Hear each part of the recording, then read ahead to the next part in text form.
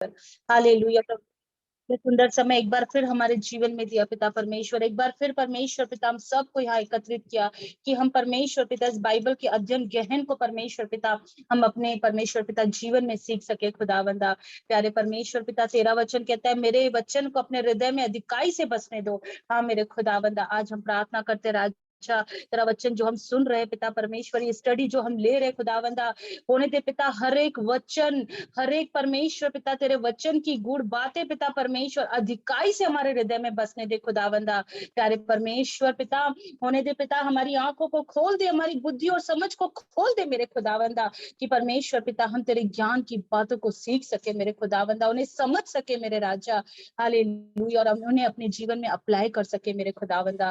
प्यारे परमेश्वर पिता, धन्यवाद करते पिता परमेश्वर, धन्यवाद करते प्रभु। हम प्रार्थना करते जितने लोग आए हैं पिता परमेश्वर इस स्टडी में, और जितने लोग आने वाले हैं पिता, विशेष तौर से प्रभु हर एक के लिए पिता इफिसियों 1:17 के अनुसार पिता तेरे ज्ञान और प्रकाशन की आत्मा को मांगते हैं मेरे खुदावंदा।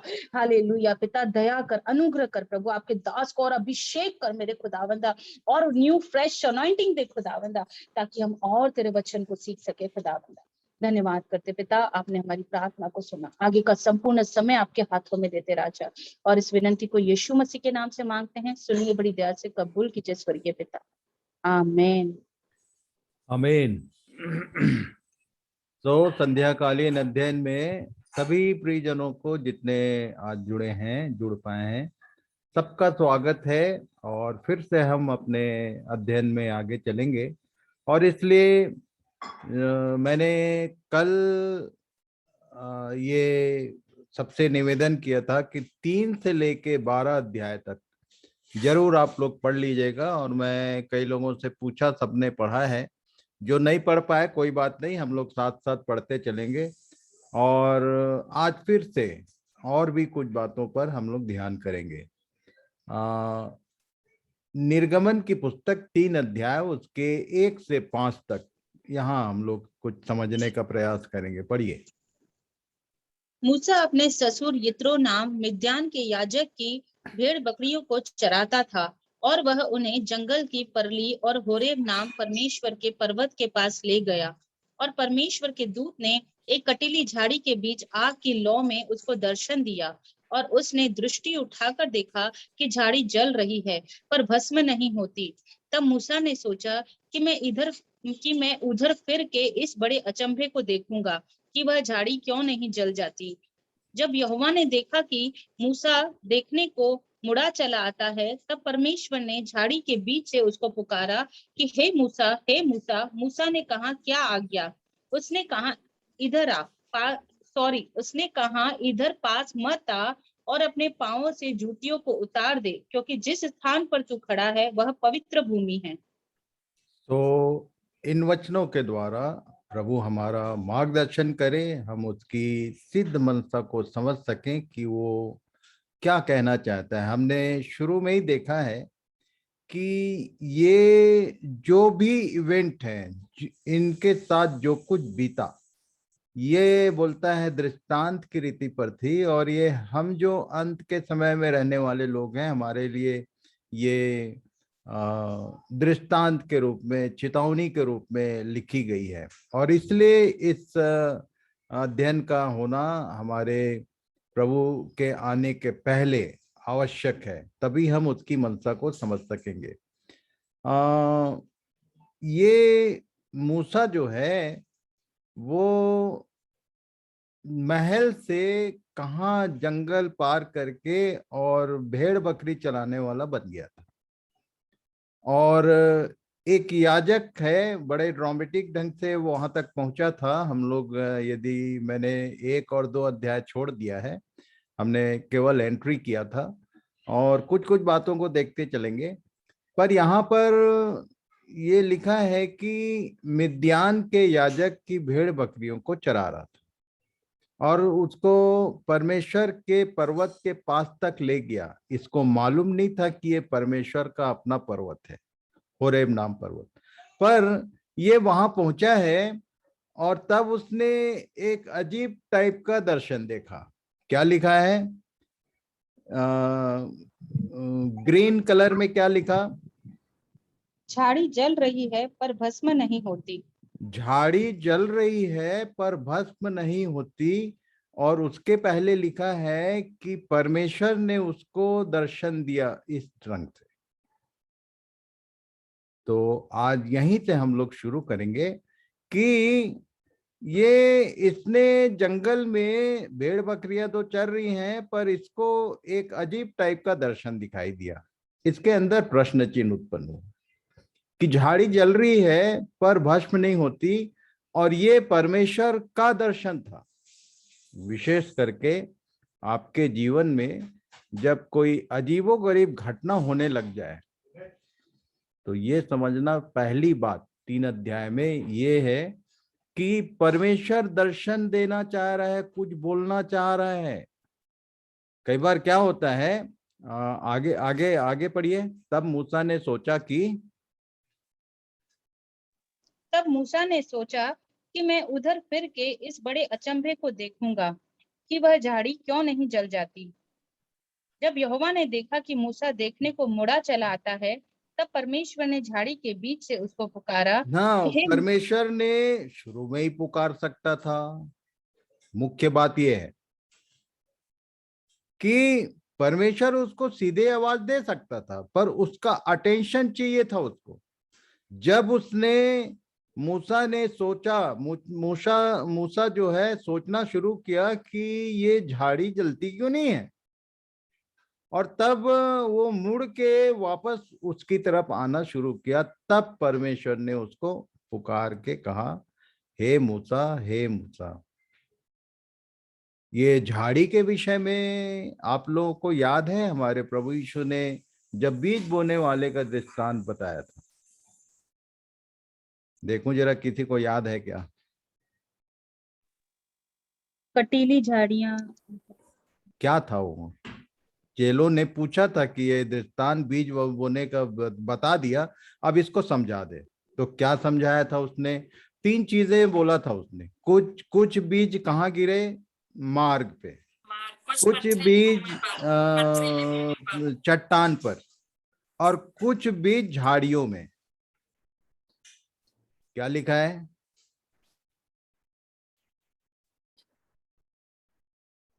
ये जो झाड़ियों में गिरा, उसका क्या अर्थ बताया था उसने? देखूं जरा किसी को, कोई भी कहीं से भी हाँ, उत्तर दे सकता है। वो बताया संसार का चिंता, धन और जीवन का सुख ये विलास। चिंता और आग। एक बात बता दूं, जितने पवित्र आत्मा वाले लोग हो ना, सुनो मेरी बात, कि पवित्र आत्मा है, पवित्र आत्मा परमेश्वर की आग को कहते हैं। ये मैंने पिछले कई बार अध्ययन में बताया हुआ है। परमेश्वर की आग, परमेश्वर स्वयं क्या है? भस्म करने वाली आग है। पर हमारे जीवन में कई बार बहुत सारी ऐसी चिंताएं होती हैं जो झाड़, आग तो है पर खत्म नहीं हो रही है, खत्म नहीं हो रही है, चिंता बढ़ते जाता है। कभी सोचा है? दृष्टांत में ये भी समझना पड़ेगा कि यदि आपके जीवन में कोई चिंता है, का मतलब परमेश्वर का वजन नहीं हो सकता, ऐसा नहीं। उसी के माध्यम से इसका ध्यान अट्रैक्ट किया उसने, उसका ध्यान अपनी ओर खींचा। और जब ये उस अजीबोगरीब दर्शन को देखा कि झाड़ी है और आग है पर भस्म नहीं हो रही, खत्म नहीं हो रहा है, तब वो मुड़ के उसको देखने का कोशिश किया कि आखिर ये भस्म क्यों नहीं होता। तब लिखा है परमेश्वर ने झाड़ी के चिंताओं के बीच में से परमेश्वर की आवाज सुनने का आदत होना चाहिए। हम लोग क्या सोचते हैं, हमको ऐसा ऐसा पाठ पढ़ाया जाता है।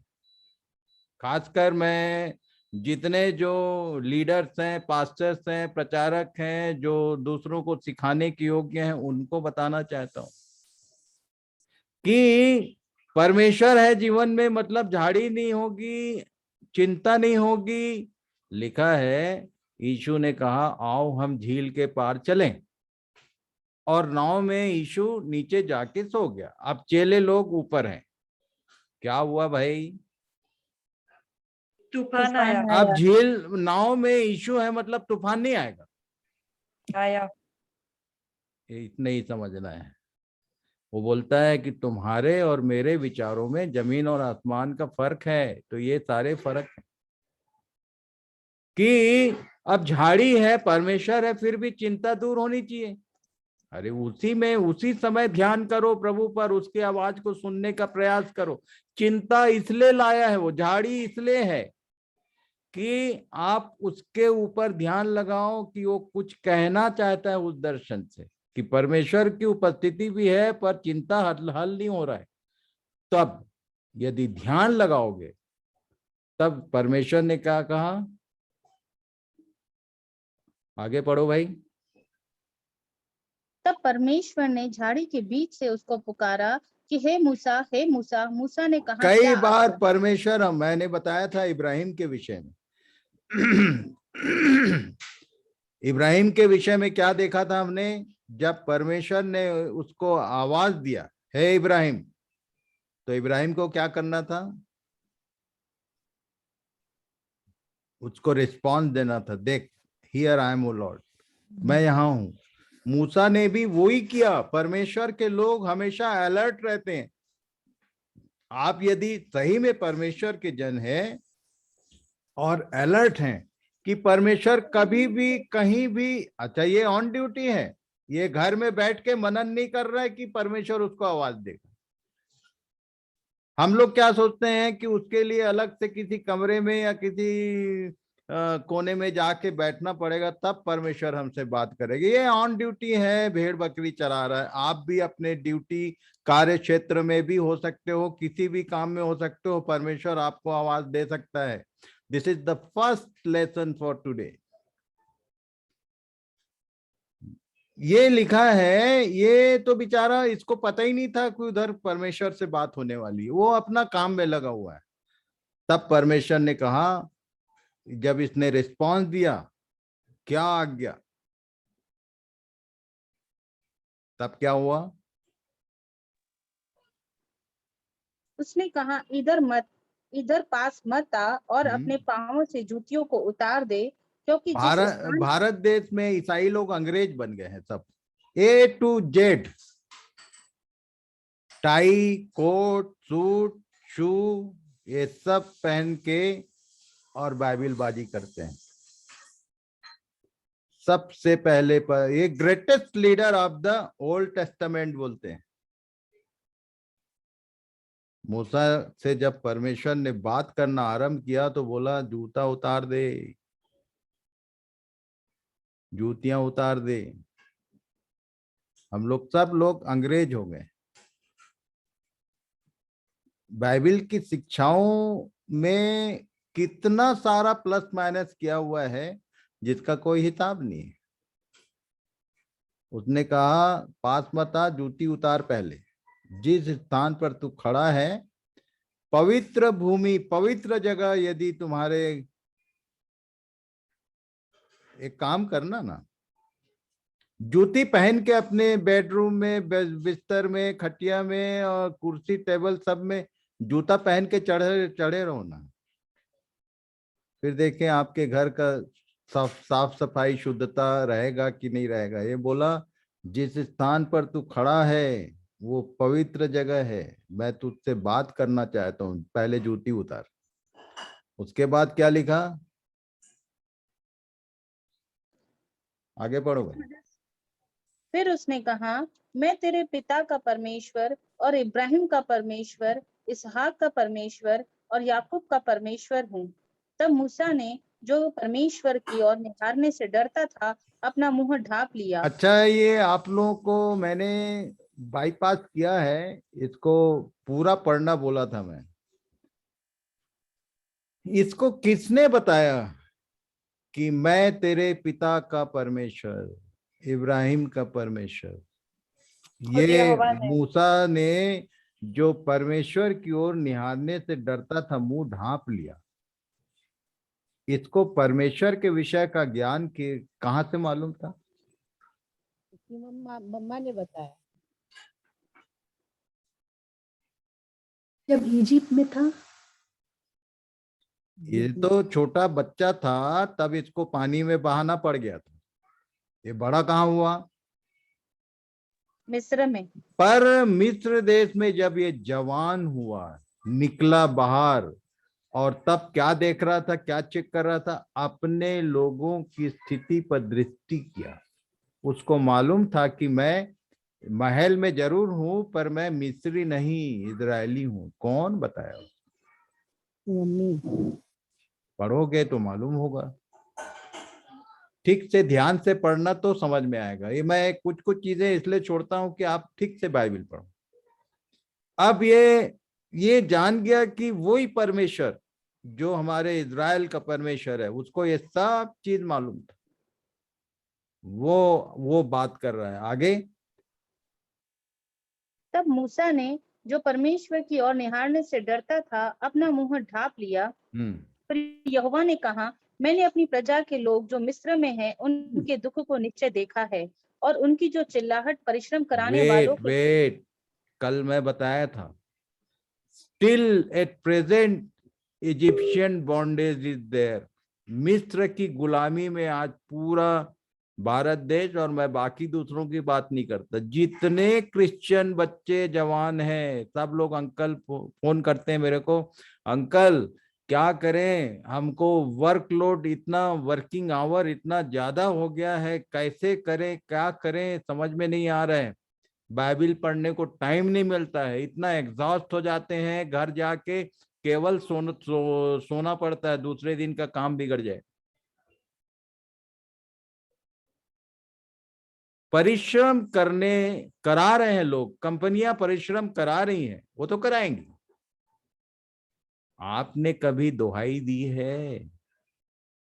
परमेश्वर जो प्रार्थनाओं का सुनने वाला परमेश्वर, अपने सब बच्चों को चिताओ, सब लोग मिलके प्रार्थना करो कि प्रभु, ये जो मिस्र की दासत्व का घर जिसमें हम फंस गए, जिसमें हमारे पास तेरे लिए टाइम नहीं है, उससे निकल सके। परमेश्वर ने उनकी चिल्लाहट को सुनने के कारण मूसा को दर्शन दिया है। और आगे पढ़ो। और उनकी पीड़ा पर मैंने चित्त लगाया है, इसलिए अब मैं उतर आया हूँ कि उन्हें मिस्रियों के वश से छुड़ाऊं, और उस देश से निकालकर एक अच्छे और बड़े देश में, जिसमें दूध और मधु की धारा बहती है, अर्थात कनानी, हित्ती, एमोरी, परिजी, हिव्वी और यबूसी लोगों के स्थान में पहुंचाऊं। एक्चुअली ये कनान देश में कौन कौन लोग रहते थे, इसको याद रखना, ये आगे काम आएगा। कितनी जातियां थी? 6। परमेश्वर ने प्रोमिस्ड लैंड करके कनान को इनको देने की बात कही थी, नहीं तो जैसे आज के डेट में झगड़ा काहे का है फिलिस्तीन और इजरायलियों का, कितने लोगों को आइडिया है? जमीन को लेकर। हाँ, वो बोलते हैं ये हमारी जगह है। कौन लोग? फिलिस्तीन में जितने रहने वाले, वो बोलते हैं हमारी जगह है, तुम लोग स्ट्रेंजर हो। तो गलत नहीं बोलते हैं भाई। कहाँ से निकले थे लोग, कहाँ से आए थे यहाँ मिस्र देश में? याकूब का घराना था कहाँ पर? कनान देश में, कनान से मिस्र गया था।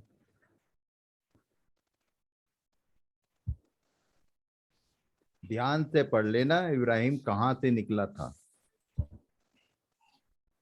हरान है? देखो हरान। जरा याद तो करो, कोई तो बताओ। उर देश थे, हरान। ऊर देश है कहाँ पर? जरा नक्शे में खोजना। कसदियों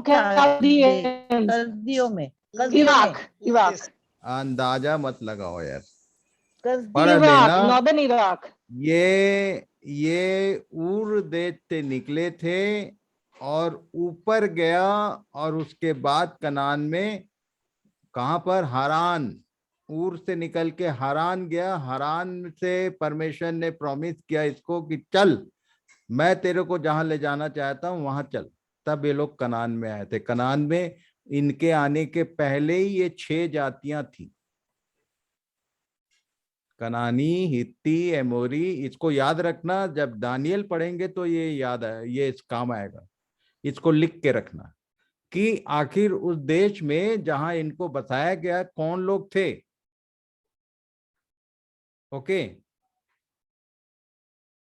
हमारे भारत देश में मैं आप लोगों को बता दूं, जिसको हिंदू बोलते हैं, एक्चुअली ये सिंधु नदी के आसपास रहने वाले लोग थे, उन लोग आए हैं। ये सब विदेशी लोग हैं। मेरे को 2 मिनट लगता है समझाने में, इतिहास जानना चाहिए आप। हवा में अंधे जैसे हाथ पे तलवार मत चलाओ ना भाई। किसी को पूरा इतिहास चाहिए। आर्यन हिस्ट्री, आर्य समाजी लोग आए और वो एक्चुअल सिंधु के आसपास थे, और वो उनकी लैंग्वेज ऐसी थी, उन लोग सा नहीं बोल सकते थे, इसलिए उनका नाम हिंदू हो गया। Hindus are strangers for India. इसका पूरा इतिहास है, खोजोगे तो मिल जाए। जैसे इजरायली वैसे ही हिंदूज। जैसे इजरायली मसीहा का रास्ता देख रहे हैं, वैसे हिंदू लोग पूर्णावतार का रास्ता देख रहे हैं। कालिका एक अवतार है, लास्ट। कल के अवतार। ये सब मालूम रहना चाहिए हमको। पर यहाँ क्या लिखा है, ये हम अभी यहाँ से धीरे धीरे आगे चलेंगे। मैं इसलिए अब मैं उतर आया हूं कि उन्हें आगे कि उन्हें मिस्रियों के वश से छुड़ाऊं और उस देश से निकलकर एक अच्छे और बड़े देश में, जिसमें दूध और मधु की धारा बहती है, अर्थात कनानी, हित्ती, एमोरी, परिज्जी, हिब्बी और यबूसी लोगों के स्थान में पहुंचाऊं। आगे पढ़ो। तो अब सुन, इजरायलियों की चिल्लाहट मुझे सुनाई पकी है, और मिस्रियों का उन पर अंधेर करना भी मुझे दिखाई पड़ा है। इसलिए मैं तुझे फिरौन के पास भेजता हूँ कि तू मेरी इजरायली प्रजा को मिस्र से निकाल ले आए। तब मूसा ने परमेश्वर से कहा, मैं कौन हूँ जो फिरौन के पास जाऊं और इजरायलियों को मिस्र से ये निकाल मूसा ले आऊं? कौन था? इजरायली। ये कौन हूं क्यों बोला मालूम है? गिव इट टू मो। ये कौन हूं क्यों बोला? क्योंकि ये ही वाज समथिंग। वो जब जवान हुआ, बाहर निकल के देखा तो एक मिस्री जो है उसके किसी भाई को मार रहा था। ये कौन था? एक अच्छा लड़ाका था, एक अच्छा जवान था, मिस्री विद्या पढ़ाई गई थी उसको,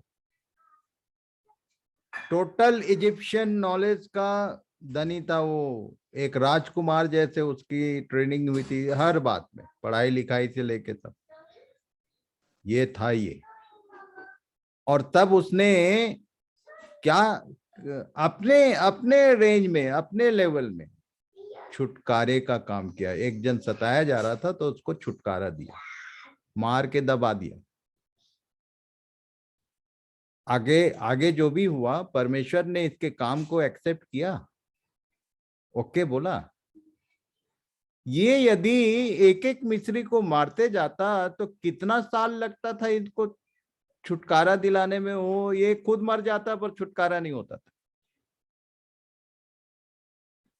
इसलिए परमेश्वर ने उसको लाइन अप किया। कहाँ गया है? 40 साल ये कहाँ था? मीडियन। आराम में। 40 साल ये मिस्र देश में था। उसके बाद का 40 साल, तो मैं इसको, मुझे जो प्रभु ने बताया वो मैं आपको समझा देता हूँ कि इसको 40 साल लगा who I am O Lord कहने में। क्योंकि वो तो कुछ था ना, वो आर्किटेक्ट था। वो 10 कमांडमेंट देखना, वो जो न्यू रामसेस को बसा रहा था, नया बनवा रहा था, बिल्डिंग बना रहा था। बहुत सारे गुण धर्म थे उसमें। आप ध्यान से पढ़ोगे तो सब समझ में आएगा। मिस्री विद्या पढ़ाई गई थी का मतलब इसको केमिकल सारा नॉलेज था। ममी मिस्र का था, पिरामिड मिस्र का है। ये सारी जो 7 वंडर्स में जो चीजें शामिल हैं उसमें से बहुत सारी चीज इजिप्ट का था। वहां की शिक्षा इसको शिक्षा दीक्षा हुई थी, ही वॉज समथिंग। पर ये 40 साल बाद जब दर्शन दिया तो ये कहाँ आ गया था? हु आई एम, मैं कौन हूं कि वहां जाऊं? आगे, यदि यदि आप कुछ हो, इफ यू आर समथिंग, तो परमेश्वर के काम के नहीं। पौलुस को बोलना पड़ा, तुम बुद्धिमान हो, मैं मूर्ख हूं। मसीह के लिए मूर्ख मूर्ख नहीं था वो, he was a well literate person. पर उसने कहा मसीह के लिए मैं मूर्ख हूं, मैं सब चीज, जितना ज्ञान, जितना सब बातें, वो सबको मैं कूड़ा समझता हूं। लिखा, सब संसार का जितना उसके पास जो एजुकेशनल क्वालिटी थी, सबको कूड़ा समझ लिया। प्रभु सहायता करे कि इस बात को ठीक ठीक समझें हम लोग, कि परमेश्वर जब किसी को काम में लाना चाहता है, दर्शन दे रहा है, तो तुम्हारे अंदर का मैं समाप्त होना चाहिए। आगे पढ़ो। मैं कौन हूं कि जो फिरौन के पास जाऊं और इजराइल को मिस्र से निकाल ले आऊं? आगे, उसने कहा, निश्चय मैं तेरे संग रहूंगा, और इस बात का कि तेरा भेजने वाला मैं हूँ, तेरे लिए यह चिन्ह होगा कि जब तू उन लोगों को मिस्र से निकाल चुके, तब तुम इसी ये पहाड़ पर। इसीलिए आगे आप यदि पढ़ोगे ध्यान से, तो तुम्हारा परमेश्वर तुमको जंगल के मार्ग से ले आया। वो कभी नहीं बोला कि मैं तुमको लाया, क्योंकि मैं को तो पहले ही हटा दिया। कई लोग बोलते हैं, कई पास्टर, कई पाचारा, कई, मैं सुना हूं लोग परिचय देते हैं कि भैया ये जो चर्च है ना, ये मेरा बनाया हुआ है।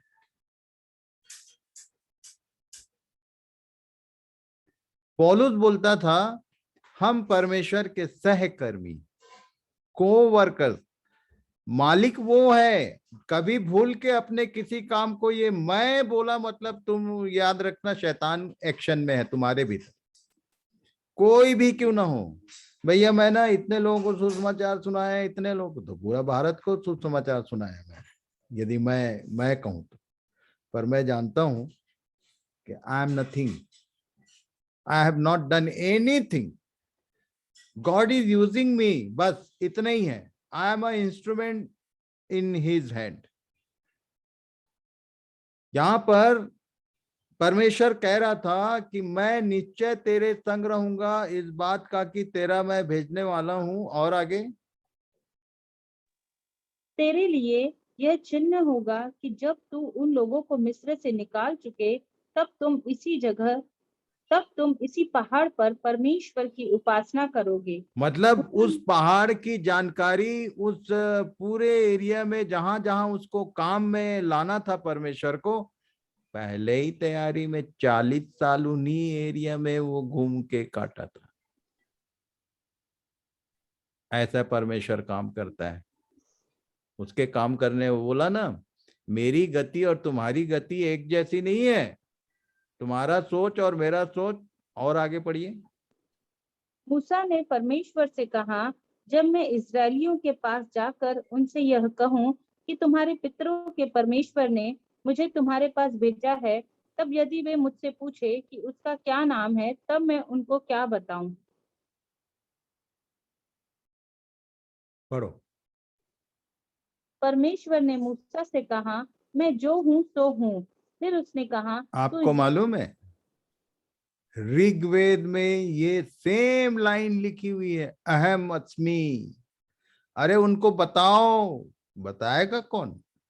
समस्या ये है कि जो अहम अस्मि है, उसका उसका उसकी बातें हैं ये। जिसका नाम मैं हूं है, उसने मुझे भेजा, ऐसा लिखा। मैं हूं, अहम अस्मि, ऋग्वेद में लिखा है। पढ़िए। परमेश्वर ने मूसा से कहा, मैं जो I am that I am, मैं जो हूं सो हूं। फिर उसने कहा, तू इस्राएलियों से यह कहना कि जिसका नाम मैं हूँ, उसी ने मुझे तुम्हारे पास भेजा है। किसी वे से पर- भी पूछ लेना, भारत देश में कोई भी शास्त्री पंडित तुम्हारे आसपास होगा, उनसे पूछना जिसका नाम मैं हूं है उसको जानते हो क्या भाई साहब, क्योंकि मैं जान गया हूं।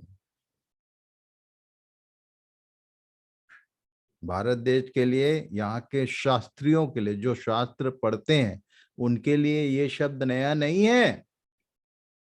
उसका नाम ही है अहम अस्मि।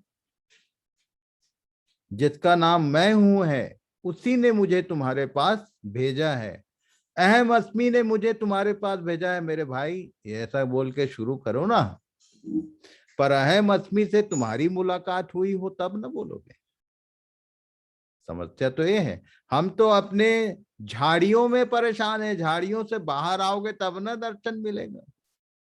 झाड़ी को रहने दो, चिंता, दुनिया भर की चिंता, चिंता इतना कि परमेश्वर की ओर देखने का टाइम ही नहीं है, समय ही नहीं हमारे पास। क्या लिखा आगे?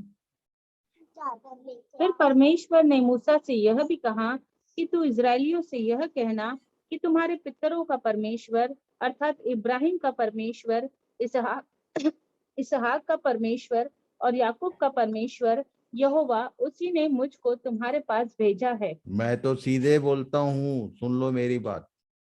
तुम लोग को गले उतरेगी कि नहीं मैं नहीं जानता। पौलुस मेरा रोल मॉडल है वर्किंग क्षेत्र, कार्य क्षेत्र में, खासकर हिंदुओं के भी मूर्ति पूजकों के बीच में जब मैं रहता हूं, तो मैं बोलता हूं ये किसका परमेश्वर कह रहा था? तुम्हारे पितरों का परमेश्वर अर्थात इब्राहिम, इसहाक और याकूब। तो मैं बोलता हूं कि जिसने राम को बनाया, जिसने जिसको जिसको तुम मानते हो उसको बनाया किसने, इसकी बात करो। मुझको तुम्हारे किसी भगवान से कोई एलर्जी नहीं है, पर उन सबको बनाया किसने? Who is the creator? Do you know? ये कह रहा था कि जाके उनसे ये कहना कि जो तुम्हारे सबका पिता, जो पीतर हैं, उनका बनाने वाला पर उसी ने मुझे तुम्हारे पास भेजा। और आगे देख, सदा तक मेरा नाम यही रहेगा। मैं और मतलब मेरा नाम मतलब मालूम है? निर्गमन की पुस्तक में आगे आगे देखेंगे, वहां लिखा है कि तब परमेश्वर उसके साथ, जब उसने कहा था मूसा ने, तो इतना सब होने के बाद एक बार ये बोल बैठा कि मुझको तू अपने को दिखा, अपना तेज दिखा दे। तब परमेश्वर ने अपने नाम का प्रचार करते हुए उसके आगे चला, लिखा है हिज नेम इज इनफ। उसका नाम का ही झगड़ा है अभी। उसका नाम यीशु है कि मसीह है कि प्रभु है कि एलोहिम है कि यहोवा है कि यहोवा ईरे है कि, मान लो कोई पूछ दे तो हवा निकल जाएगा सारे ईसाई लोग। क्यों? पढ़ते नहीं, अध्ययन नहीं करते। Everything is written in the Bible. कोई ऐसा प्रश्न नहीं है जिसका लिखित में उत्तर बाइबल नाम की किताब में ना हो। देख, सदा तक मेरा नाम यही रहेगा और पीढ़ी पीढ़ी में मेरा स्मरण इसी से हुआ करेगा। इसलिए अब जाकर इजरायली पुरनियों को इकट्ठा कर और उनसे कह कि तुम्हारे पितर इब्राहिम, इसहाक और याकूब के परमेश्वर यहोवा ने मुझे दर्शन देकर यह कहा है कि मैंने तुम पर और तुम से जो बर्ताव मिस्र में किया जाता है उस पर भी चित्त लगाया है। मैंने अपना चित्त लगा दिया है तुम्हारे ऊपर। क्यों चित्त लगाया था? क्योंकि ये लोग दोहाई दे रहे थे, चिल्लाना शुरू किए थे कि हे प्रभु कब तक। इजरायलियों के प्रार्थना में हमेशा ये रहता था, कब तक, एक क्वेश्चन रहता था। आगे, और मैंने ठान लिया है कि तुमको मिस्र के दुखों में से निकालकर कनानी, हित्ती, एमोरी, परिजी, हिब्बी और यबूसी लोगों के देश में ले चलूंगा, जो ऐसा देश है कि जिसमें दूध और मधु की धारा बहती है। तब वे तेरी मानेंगे और तू इजरायली अच्छा पुरनियों एक और आज का पहला होमवर्क देता हूं। ये जो कनान जो जो प्रॉमिस्ड लैंड की बात किया था, इसमें दूध और मधु की धारा कहाँ पर बहती है? कभी कहीं किसी जगह लिखा हुआ है क्या? खोजना जरूर। और कोई कोई इतिहास बताता है कि कहीं पर कनान में दूध और मधु की धारा बहने वाली कोई नदी है? जरा इस लेवल का होमवर्क करो, तब लिखा ना है, पूरी बाइबल पढ़ोगे। हाँ, कुछ बोले क्या? बोलो। उत्पत्ति में लिखा है कहाँ लिखा है? कल बता देना मुझे। जी। दूध और मधु की धारा बहती है, ओके। जहां ये ले जाऊंगा बोल रहा था, ऐसा देश है जिसमें, दूध और मधु की धारा बहती है, हाँ आगे, हाँ, इसलिए कहाँ, तब वे तब वे तेरी, तेरी मानेंगे, हाँ, तब वे तेरी मानेंगे, और तू इजरायली पुरनियों को संग लेकर मिस्र के राजा के पास जाकर उससे यों कहना कि इब्रियों के परमेश्वर यहोवा से हम लोगों की भेंट हुई है, इसलिए अब हमको 3 दिन के मार्ग पर जंगल में जाने दे कि अपने परमेश्वर यहोवा को बलिदान चढ़ाएं। मैं जानता हूँ कि मिस्र का राजा तुमको जाने न देगा, वरन बड़े बल से दबाए जाने पर भी जाने न देगा, इसलिए मैं हाथ आज बढ़ाकर एक उन सब। जवान ने प्रश्न पूछा मुझसे कि ये परमेश्वर का ये काम गले नहीं उतर रहा उसके, कैसे? वो पहले से जानता था कि फिरौन जाने नहीं देगा, और बता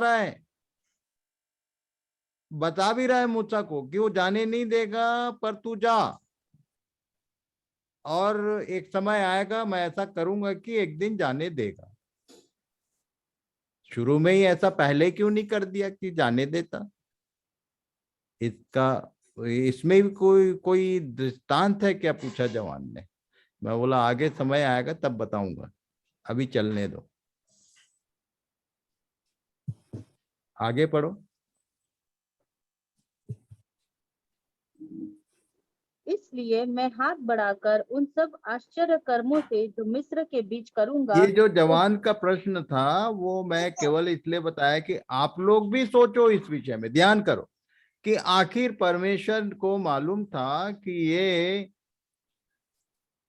वो तो वाचा में ही पहले ही बोला 400 साल तक डूब देगा, तो ऐसा ऐसा काम क्यों करता है? तो पैरा पर कुछ समझाना बताना चाहता, उसके पीछे कोई बात है, आगे देखेंगे हम लोग, पढ़ो। आगे पढ़ो। जो मिस्र के बीच करूंगा उस देश को मारूंगा, और उसके पश्चात वह तुमको जाने देगा। हम्म। तब मैं मिस्रियों से अपनी इस प्रजा पर अनुग्रह करवाऊंगा, और जब तुम निकलोगे तब छूछे हाथ न निकलोगे, वरन तुम्हारी एक एक स्त्री अपनी अपनी पड़ोसिन और अपने अपने घर की पाहुनी से सोने चांदी के गहने और वस्त्र मांग लेगी, और तुम इसका भी, उन्हें। ये सोने चांदी के गहने जंगल में इनको क्या सजने का था भाई? इसका भी कारण है, आगे समझ में आएगा।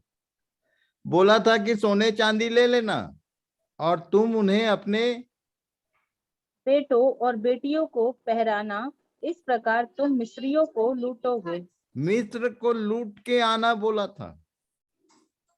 इसका कारण देखेंगे आगे क्या हुआ है, सोना चांदी का उपयोग क्या था, ये इनको फंसाया था। आगे चलते हैं।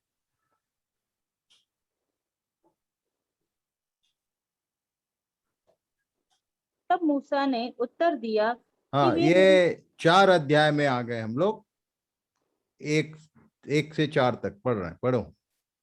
तब मूसा ने उत्तर दिया कि वे मेरी प्रतीति न करेंगे और न मेरी सुनेंगे, वरन कहेंगे कि यहोवा ने तुझको दर्शन नहीं दिया। यहोवा ने उससे कहा, तेरे हाथ में वह क्या है? वह बोला, लाठी। उसने कहा, उसे भूमि पर डाल दे। जब उसने उसे भूमि पर डाला तब वह सर्प बन गई, और मूसा उसके सामने से भागा। तब ये लाठी को सांप क्यों बनाया भाई? कुत्ता बिल्ली और कुछ बनाना था ना। है? कभी सोचा? कभी ऐसा ऐसा ध्यान किया करो आप, प्रभु से पूछो कि प्रभु सांप ही क्यों बनाया उसको? तो लाठी सांप बन गई। और आगे क्या लिखा है? तब यहोवा ने मूसा से कहा, हाथ बढ़ाकर उसकी पूंछ पकड़ ले। हाँ, कि मुंह वे नहीं पकड़ना। क्या पकड़ ले बोला? पूंछ पकड़ ले, पूंछ पकड़ ले कि वे लोग प्रतीति करें। और आगे? कि वे लोग प्रतीति करें कि तुम्हारे पितरों के परमेश्वर अर्थात इब्राहिम के परमेश्वर, इसहाक के परमेश्वर और याकूब के परमेश्वर यहोवा ने तुझको दर्शन दिया है। ये लाठी और सांप का कॉन्सेप्ट क्या है बता दूं?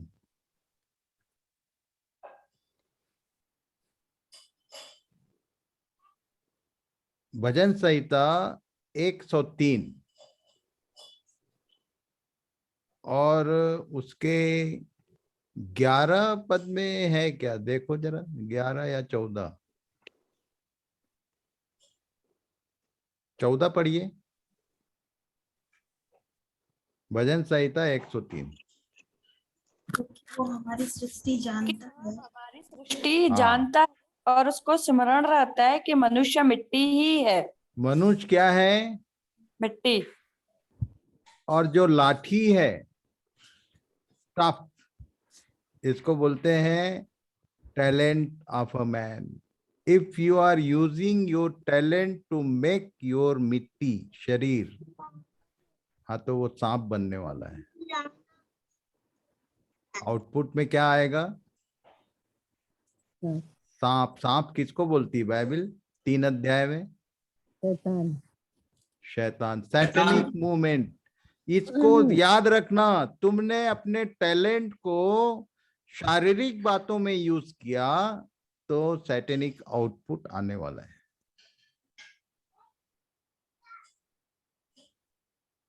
लाठी बोला भूमि पे डाल, हाथ में क्यों नहीं बना दिया सांप?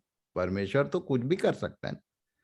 उसने बोला लाठी भूमि पर डाला तो सांप बना, अब भागा ये। और एक चीज बताया, आगे पकड़ो, आगे पढ़ो। तो उसने अपना हाथ छाती पर रख कर ढांप लिया। फिर जब उसे निकाला तब क्या देखा कि उसका हाथ फोड़ के अरे कारण भाई, कहाँ से पढ़ रहे हो? शुरू से पढ़ो, 5 पद। वो यहाँ जो प्रिंट है वही पढ़ो ना। जी जी। तब उसने हाथ बढ़ाकर उसको पकड़ा, तब वह उसके हाथ में फिर लाठी बन गई। ठीक फिर है, यहोवा ने हाँ, अब आगे। फिर यहोवा ने उससे यह भी कहा कि अपना हाथ छाती पर रख कर ढाप। तो उसने अपना हाथ छाती पर रख कर ढाप लिया। फिर जब उसे निकाला तब क्या देखा कि उसका हाथ कोढ़ के कारण हिम के समान श्वेत हो गया है। कोढ़ हो गया। हाथ को छाती पर रखा। अब ये आप लोग प्रभु से पूछो, ये नहीं बताऊंगा अभी मैं, कि लाठी जो है सांप बन गई और छाती पर हाथ रखा तो हाथ में क्या हो गया? कोढ़ हो गया। ये सब चीजें पैराबल है, याद रखना। उसके बाद 4 अध्याय का 24, 25, 26 में एक खतरनाक बात लिखा हुआ। और ऐसा हुआ कि मार्ग पर सराय में यहोवा ने मूसा से भेंट करके उसे मार डालना चाहा। एक तो पूरा 4 अध्याय को पढ़ना, ये इतना बहानाबाजी, इतना बहानाबाजी, यहाँ तक कि बोल रहा था मेरे को तो बोलना नहीं आता, तो ऐसा है तो वैसा है, सब चीज का उपाय दिया। फाइनली जब ये मन बनाया कि ठीक है अब चलता हूं, अब चल रहा है, ले दे के तैयार हुआ है और जा रहा है, तो परमेश्वर ने बीच रास्ते में उसको मारने का जुगाड़ किया। खासकर प्रभु का काम करने वाले लोगों, तुम लोग इस बात को सोच लेना कि आखिर मूसा को मारने का उपाय क्यों किया परमेश्वर ने? क्या हो सकता है? क्या लिखा है आगे? तब सिपोरा ने एक तेज चकमक पत्थर लेकर अपने बेटे की खलड़ी को काट डाला और मूसा के पांवों पर यह कहकर फेंक दिया कि निश्चय तू लहू बहाने वाला मेरा पति है। तब उसने उसको छोड़ दिया और उसी समय खतने के कारण वह बोली, तू लहू बहाने वाला पति है। क्या था? मूसा खतना रहित व्यक्ति था, खतना रहित व्यक्ति था। उसको बचपन से परमेश्वर ने वेल प्लान करके कहाँ पहुंचाया। ये सब चीज परमेश्वर अपने प्लान के अनुसार करता है, पर फाइनली जब वर्क में हाथ डालना है, दर्शन हो गया, सब चीज, अब जाता हूं, बोला ठीक है। काम शुरू करने के पहले खतने का याद आया। खतना नहीं हुआ था इसका। क्यों मालूम है? क्योंकि लड़कों का जन्म होता था और बीइंग इज़राइल इब्राहिम की संतान, आपको याद होगा इब्राहिम का भी खतना किया गया था। वही पहचान था, ये मेरी प्रजा है। नए नियम में खतना किसको बोलते हैं मालूम? देखो जरा, किसी को मालूम है? अपने मन का ही खतना करो।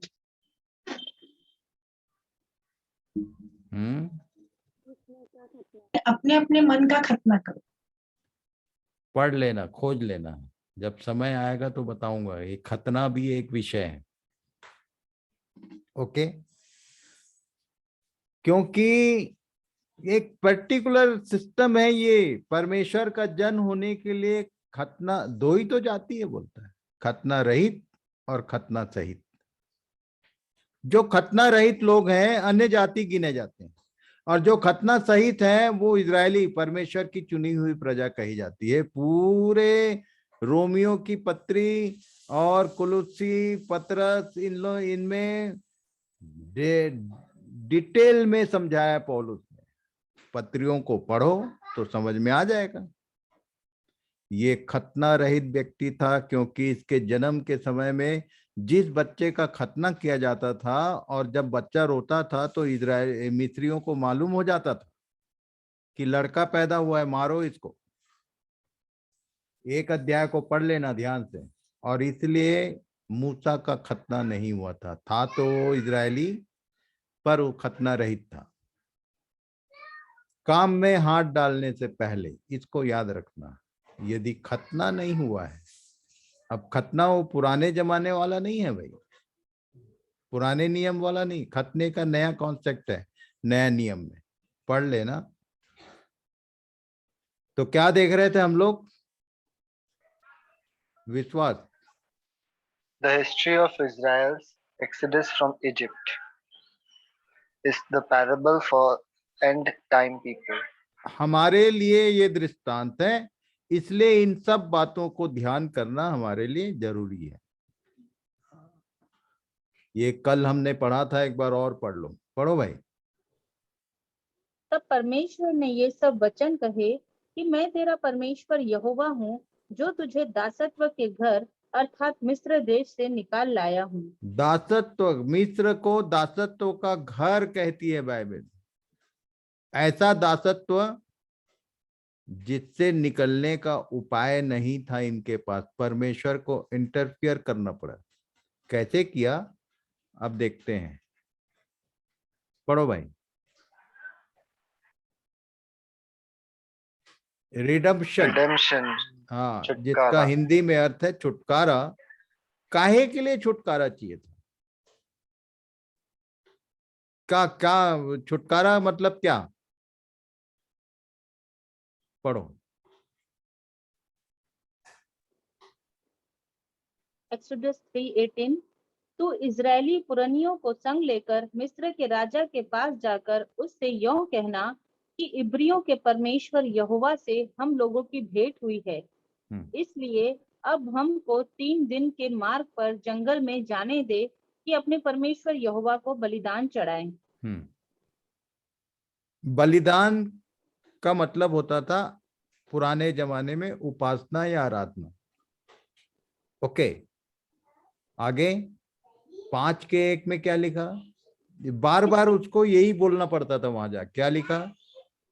इसके पश्चात मूसा और हारून ने जाकर फिरौन से कहा, इज़राइल का परमेश्वर यहोवा यों कहता है कि मेरी प्रजा के लोगों को जाने दे कि वे जंगल में मेरे लिए पर्व करें। आगे।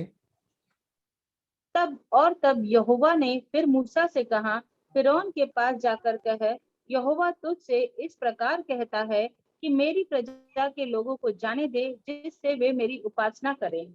कुल मिला के परमेश्वर की एक ही मनसा है कि इनको छुटकारा इसलिए चाहिए, इसलिए छुटकारा दिलाना है कि ये जाकर मेरा उपासना करे, मेरे लिए पर्व करे, मेरे लिए बलिदान चढ़ाए।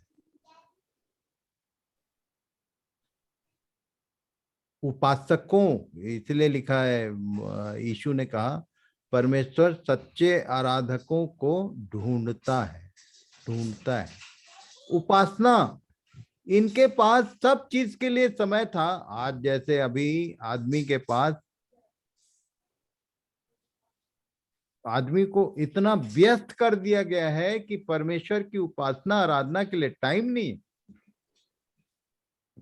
मैं तो देखा हूं बॉम्बे में लोग कैसा ड्यूटी करते हैं। जब बच्चा सोता रहता है तो माँ बाप ड्यूटी निकल जाते हैं, और जब वापस आते हैं तो भी बच्चा सो गया रहता है। ऐसा रूटीन है सब मेट्रोज के, सब बड़े शहरों का ऐसा हाल। सप्ताह में एक दिन मुलाकात होती है आपस में, शनिवार या इतवार को। ऐसा सिस्टम बन गया है। अभी 12 घंटे लगते हैं ड्यूटी जाने और आने में। कितना लंबा यात्रा, इतना, कभी ट्रेन में, कभी बस में, कभी ऑटो में, कई जगह चेंज करके अपने कार्य क्षेत्र तक पहुंचता है आदमी, और वापस आने में वैसी तो पता चला 2-3 घंटा जाने में और 2-3 घंटा आने में। ऐसा होता है। समय नहीं है। तुमने कभी समय मिले इसके लिए प्रार्थना किया, दुहाई दिया? ये लोग चिल्ला रहे थे, तब परमेश्वर ने ध्यान लगाया और बोल रहे हैं कि जाके उससे कह दे कि ये मेरी उपासना करेंगे। इनके पास टाइम, तुमने इनको इतना व्यस्त कर दिया। पढ़ो जरा, अब ये राजा क्या क्या बोलता था, पढ़ो। मिस्र के राजा ने उनसे कहा, हे मूसा, हे हारून, तुम क्यों लोगों से काम छुड़वाने चाहते हो? तुम जाकर अपने अपने बोझ को उठाओ। और फिरौन ने कहा, सुनो, इस देश में वे लोग बहुत हो गए हैं, फिर तुम उनको परिश्रम से विश्राम दिलाना चाहते हो। और फिरौन ने उसी दिन उन परिश्रम करवाने वालों को जो उन लोगों के ऊपर थे और उनके सरदारों को यह आज्ञा दी कि तुम जो अब तक ईंटें बनाने के लिए लोगों को पुआल दिया करते थे, तो आगे को न देना। वे आप ही जाकर अपने लिए पुआल इकट्ठा करें। तो भी जितनी ईंटें अब तक उन्हें बनानी पड़ती थी, उतनी ही आगे को भी उनसे बनवाना। ईंटों की गिनती कुछ भी न घटाना, क्योंकि वे आलसी है। इस कारण यह कहकर चिल्लाते हैं कि हम जाकर अपने परमेश्वर के लिए बलिदान करें। उन मनुष्यों से और भी कठिन सेवा करवाई जाए कि वे उसमें परिश्रम करते रहें और झूठी बातों पर ध्यान न लगाएं। क्या लिखा? आलसी हैं।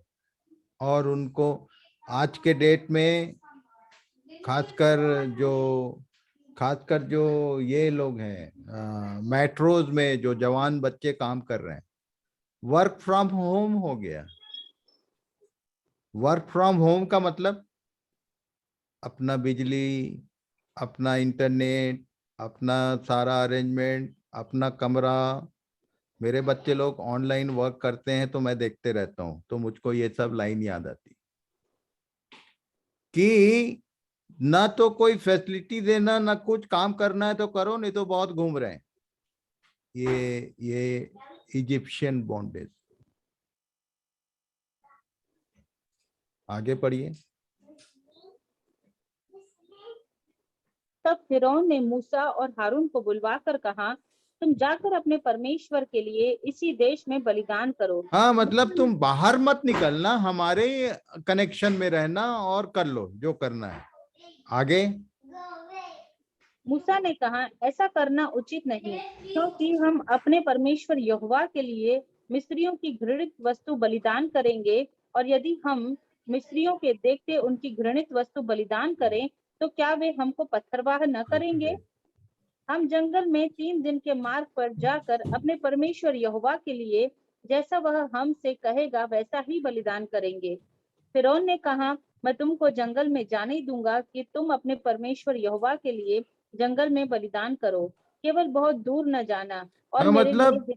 एक तो ठीक है बोला, जब बार बार उसके ऊपर विपत्ति आना शुरू हुआ तो कुछ कुछ ऑप्शन डाल रहा था। ये सब ऑप्शन आप ध्यान करना, आपके पास अभी भी ऐसे ही आता है, इधर ही कर लो ना जो करना है, और जा ही रहे हो तो ज्यादा दूर मत जाना, मेरे कनेक्शन में ही रहना, अंडर में ही रहना। और आगे क्या लिखा? तब मूसा और हारून फिरौन के पास फिर बुलवाए गए और उसने उनसे कहा, चले जाओ, अपने परमेश्वर यहोवा की उपासना करो, परंतु वे जो जाने वाले हैं कौन कौन है? मूसा ने कहा, हम तो बेटों बेटियों भेड़ बकरियों गाय बैलों समेत वरन बच्चों से बूढ़ों तक सब के सब जाएंगे, क्योंकि हमें यहोवा के लिए पर्व करना है। उसने इस प्रकार उनसे कहा, यहोवा तुम्हारे संग रहे, जबकि मैं तुम्हें बच्चों समेत जाने देता हूँ। देखो, तुम्हारे आगे को बुराई है। नहीं, ऐसा नहीं वो होने बोल रहा पाएगा। था कि एक काम करो। हाँ, आओ और आगे पढ़ लो। नहीं, ऐसा नहीं होने पाएगा। तुम पुरुष ही जाकर यहोवा की उपासना करो। तुम यही तो चाहते थे। और वे फिरौन के सम्मुख से निकाल दिए गए। ये कुछ नहीं, शैतान का पैराबल है, बता देता हूं। फिरौन is a parable for Satan. कैसे वो बांध के रखता है और कैसी कैसी शर्त लगाता है, और इन्हीं सब शर्तों के अनुसार हम लोग काम करते हैं। बड़े लोग बैठते हैं अध्ययन में, बच्चे लोगों को कहाँ भेजते हैं? खेल कूद करने। चर्चेज में जिन लोग संडे स्कूल वाले हैं, तुम लोग ध्यान करके देख लो, जब वचन का समय आता है तो बोले बच्चे लोग तुम लोग चले जाओ। इसलिए जब बड़े होते हैं बच्चे लोग, तब जब उनके वचन का समय आता है तो उन लोग बड़ों को बोलते हैं तुम लोग जाओ, अब हमको अपना अपना करना है।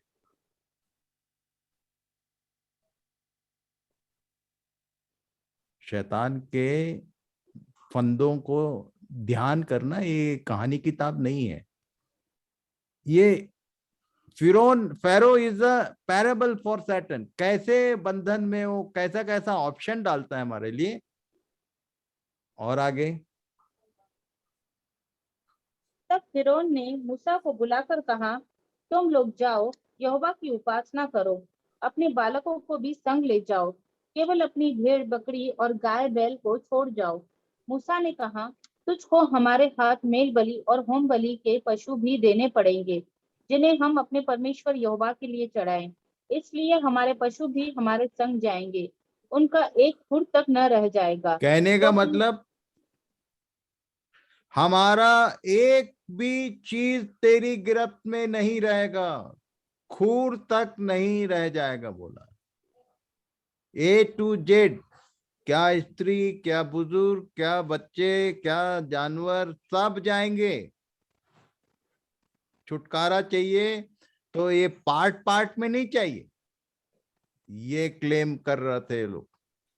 ये जो फिरौन है, ये इनको बीच बीच में ऑप्शन दे रहा है, ऐसा कर लो वैसा कर लो। ऐसा हम लोग कई बार मान लेते हैं। कुछ नहीं छोड़ेंगे शैतान के हाथ में, हम पूरी रीति से स्वतंत्र होना चाहते हैं। ये बात कहा था। क्या लिखा आगे? इसलिए हमारे पशु भी हमारे संग जाएंगे, उनका एक खुर तक न रह जाएगा, क्योंकि उन्हीं में से हमको अपने परमेश्वर यहोवा की उपासना का सामान लेना होगा। आप ध्यान करो कि आपका क्या क्या चीज शैतान के हाथ में है और क्या क्या चीज आपने परमेश्वर के लिए चढ़ाया है। आज ये इसी होमवर्क के साथ आज यहीं रुकेंगे हम। आज सोचना कि आपके घर का क्या क्या चीज शैतान के हाथ में है, आपके जीवन का कौन कौन सा चीज शैतान के हाथ में है, और क्या क्या चीज आपने परमेश्वर को चढ़ाया।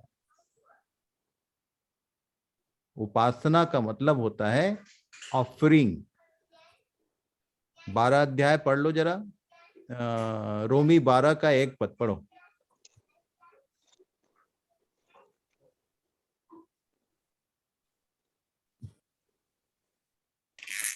इसीलिए हे भाइयों, मैं तुमसे परमेश्वर की दया स्मरण दिलाकर विनती करता हूँ कि अपने रिक्वेस्ट, ये शरीर को कमांड नहीं है, पौलुस समझा रहा है, विनती कर रहा है। पौलुस जैसा व्यक्ति छड़ी लेके आऊं क्या बोलता था, पर यहाँ पर इस लाइन के लिए विनती कर रहा है। क्या विनती कर रहा है? कि अपने शरीरों को जीवित और पवित्र अपने शरीरों को जीवित और पवित्र और परमेश्वर को भावता हुआ बलिदान करके चढ़ाओ। बलिदान करके चढ़ा दो। उपासना उनको भी करना था, स्वतंत्रता इसके लिए चाहिए थी, और तुमको भी उपासक बनना है। Have you done? क्या क्या चीज तुमने वहां छोड़ा हुआ है और क्या क्या चीज तुमने यहां दिया हुआ है? ऐसा नहीं चलेगा।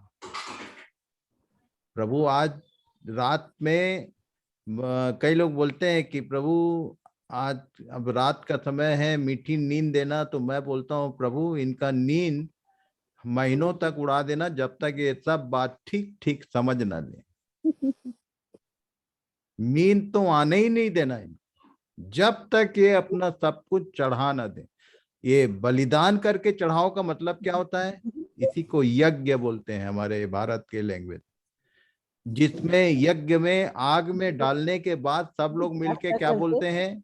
प्रभु रात को मीठी नींद मैं बोलते हैं स्वाहा होना चाहिए। नहीं होगा तो शैतान उसको यूज करता रहेगा जब तक उसके हाथ में कुछ भी रहेगा।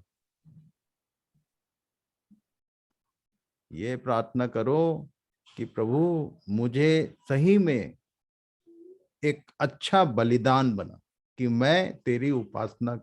परमेश्वर की सेवा ये है, यही परमेश्वर की सेवा है।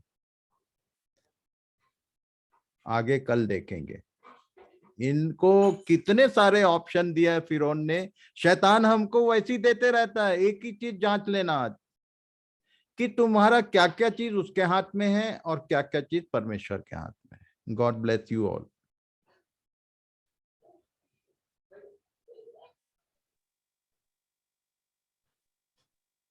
Good night. गुड नाइट भैया। प्रेयर नहीं होगा? मैंने अभी गुड नाइट शालोम बोला क्या किसी को? आपके लिए प्रार्थना करनी जल्दी है। मीठी नींद के चक्कर में।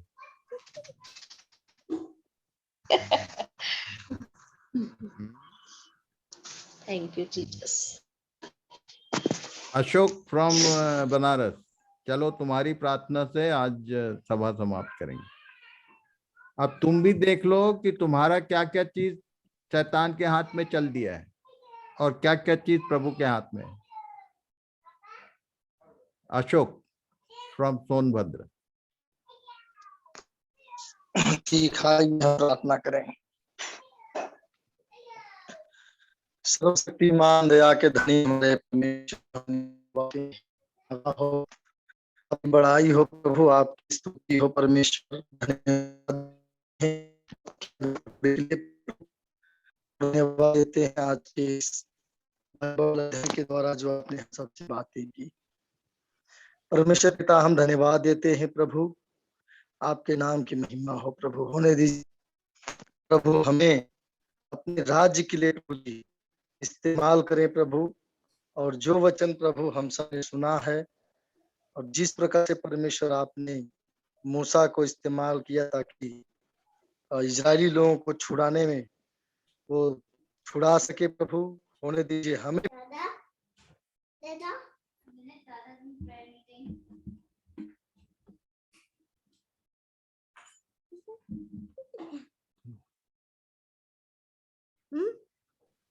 बहुत मिस्र की गुलामी की तरह प्रभु आज भी बहुत से लोग व्यस्त हैं अपने अपने कामों में और तमाम प्रकार की प्रभु जी बंधुआई में हैं। और यीशु मसीह के नाम से होने दीजिए कि उन जगहों से प्रभु जी उन्हें भी हम आपके पास, आपके समीप लाने में प्रभु जी सहायता कीजिए। हम धन्यवाद देते हैं, आदर महिमा आपको देते हैं प्रभु जी, और होने दीजिए हमें भी प्रभु जी उन तमाम चिंताओं से प्रभु जी जो झाड़ी के समान हमारे जीवन में, हमारे प्रभु जी जीवन में है, होने दीजिए उन झाड़ियों से भी प्रभु जी, उन झाड़ियों को हमारे जीवन परमेश्वर यीशु मसीह के नाम से उन तमाम चिंताओं से, सांसारिक अभिलाषाओं से और तमाम प्रकार की प्रभु जी उन बंधन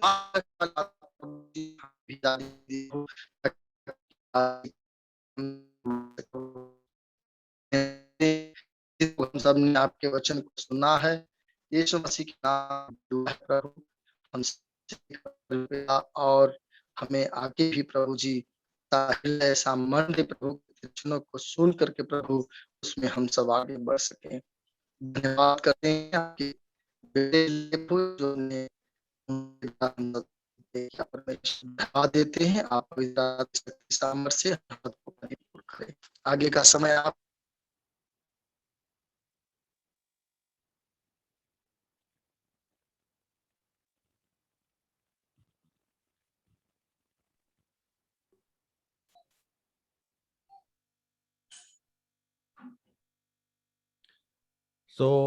अशोक भाई को धन्यवाद करते हैं। उनका टावर थोड़ा कमजोर था, फिर भी हम सब उनके साथ प्रार्थना में एक हुए हैं, और प्रभु इन सब बातों की गहरी समझ सबको प्रदान करे। इसी निवेदन के साथ सबको गुड नाइट, शालोम और शुभ रात्रि। सबको प्रभु आशीष दे, इन सब बातों को समझ, अच्छी गहरी समझ प्रदान करे कि किसी न किसी तरह हम सही में एक अच्छे उपासक बन सके। कल और इन बातों पर ध्यान करेंगे। Thank you very much. Thank you so much for your good. Thank you.